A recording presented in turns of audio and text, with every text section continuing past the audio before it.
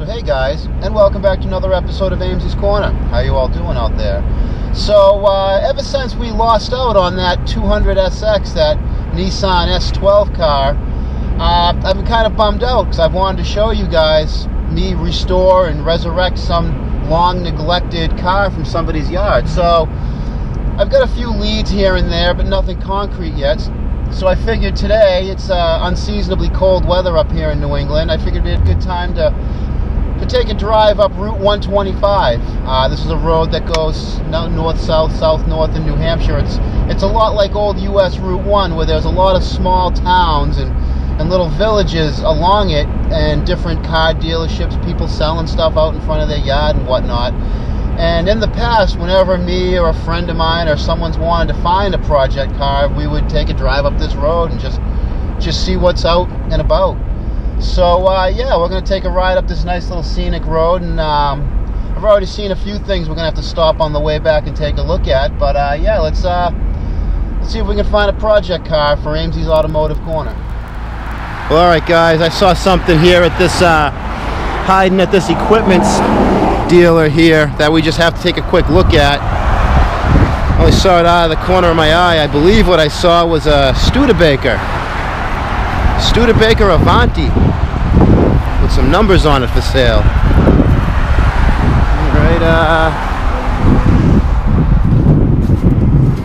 Right here. Pretty interesting cars. Fiberglass body on this thing, all fiberglass. Yeah. Kind of some ugly paint on it. Looks like it's been repainted. Looks like it's got some meat on the bone for a little project car resto work. I wonder what they're asking for it. There are some numbers written on the windshield. It's opened up. Yeah, Studebaker Avanti. 2-door, 4 seats. Let's see, I believe these have a Studebaker specific 289 in them. I might be wrong, but yeah, there it is, the 289 Studebaker V8. Not to be confused with a small block. Ooh, they got little animals running around in there. Who scared somebody out of their home? Not to be confused with the Ford 289. You can actually see the distributors in the back in like a GM fashion, but yeah, Studebaker specific motor.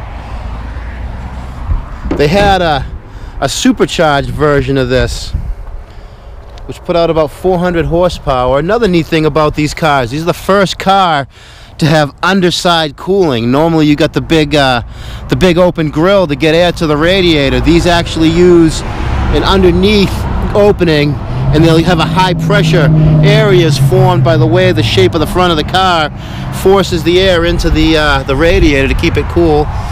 Need coveted headlights. Definitely a look a mother would love. Not really my style. Need badging, but look at that, huh? I don't know what the going rate for an Avanti is, but I don't know if it's 11,500 with not the best paint job in the world. So I don't know. I don't think this is going to be my project car, although it would look really neat, the fiberglass body with the fiberglass body on the sonnet. But yeah, if anybody's interested in this car, I'll tell you where this one is. Any car being sold on the side of the road is fair game. Look at the runs. Who the heck was painting this thing? I don't know if you guys can pick up that, but whoever was painting this car shouldn't be painting cars worth whatever they think it's worth. Alright boys, this one's a little too clean for me. I don't know if there's enough meat on the bone after spending 12 grand on a project car. We got a couple more to look at. Let's continue on the road, shall we? Alright boys, I saw something here I just had to stop and take a look at. Definitely going to be out of my price range, but still pretty car to look at, huh? Got 25 grand on the ticket. Call Roger. Anybody want it, give Roger a call. Nice. A little dirty, but clean where it counts, huh? Definitely someone's recent resto.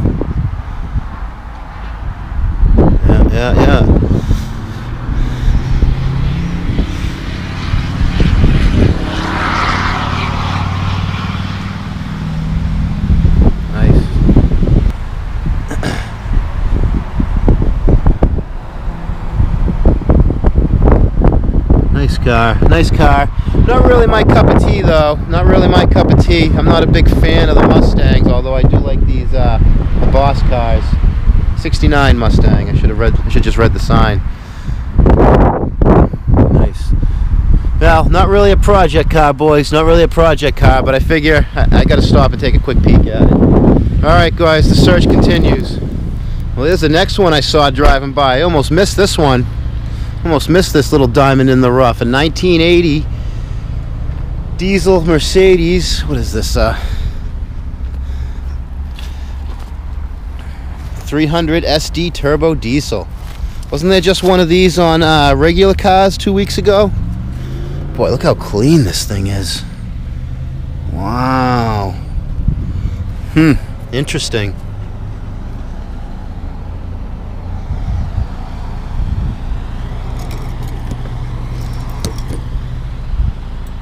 127,000 on the clock.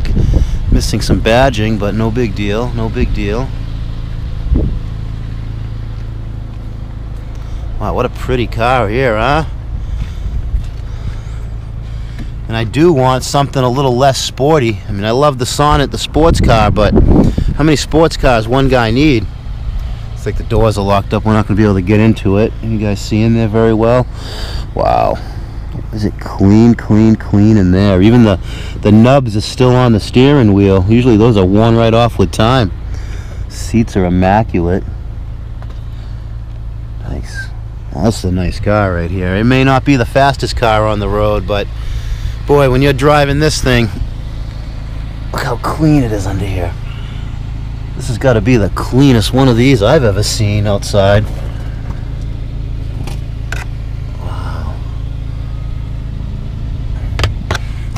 Wow, boys, wow.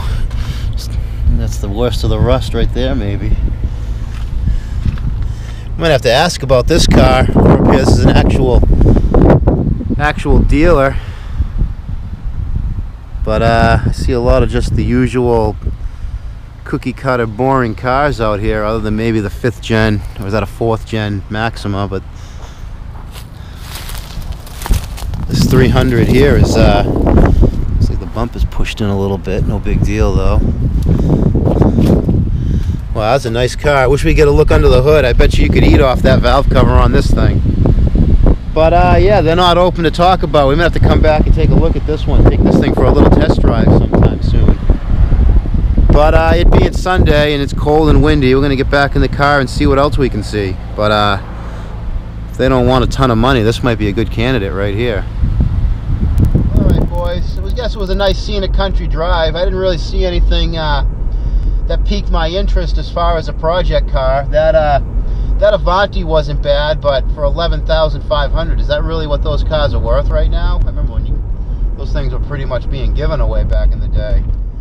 So yeah, I guess it's all well and good that we didn't really find a project car today, because I got a lead on my holy grail of project cars. Now, you all know I love my Sonnet, and I appreciate everyone sending me the info of all the Sonnets for sale. The trouble is I already own a Sonnet. You know, like I said, how many sports cars can one guy own?